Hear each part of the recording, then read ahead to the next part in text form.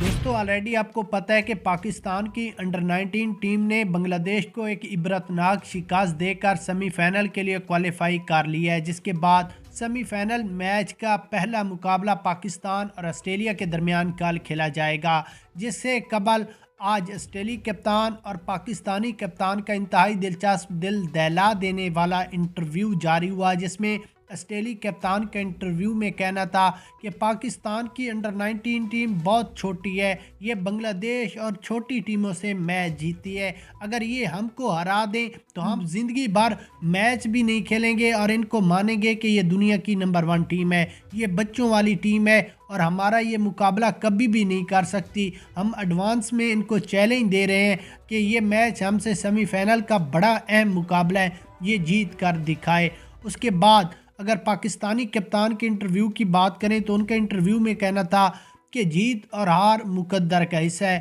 ایک ٹیم نے تو لازمی ہارنا ہوتا ہے، لیکن اگر ہم بنگلہ دیش سے جیتے ہیں تو پیچھے ہم 4 میچ جیت چکے ہیں، وہ کیسے ہم جیتے ہیں ہمیں سب سے پہلے یہ بتاؤ۔ اس کے بعد ہم یہ چیلنج بھی آسٹریلیا ٹیم کا ایکسیپٹ کرتے ہیں اور ان کو یہ چیلنج دیتے ہیں کہ آپ یہ میچ جیت کر دکھائیں۔ انشاءاللہ اگر اللہ کو منظور ہوا تو ہم نہ صرف آسٹریلیا سے یہ سیمی فائنل میچ جیتیں گے بلکہ ہم فائنل میچ جیت کر فائنل کی ٹرافی اٹھا کر آسٹریلیا کا غرور مٹی میں ملائیں گے۔ اس کے بعد پاکستان کی جیت آپ کو کتنے فیصد لگتی ہے؟ کیا پاکستان آسٹریلیا کو ہرانے میں کامیاب ہو سکے گا یا نہیں؟ اس کے بعد اگر بات کر لیں پاکستان اور آسٹریلیا کا سیمی فائنل مقابلہ تو یہ 8 فروری کو کھیلا جانا ہے، اس سے پہلے 6 فروری کو انڈیا کا سیمی فائنل بڑا مقابلہ ہے، تو ان دونوں میچوں کے بارے میں آپ اپنی رائے لازمی دیں۔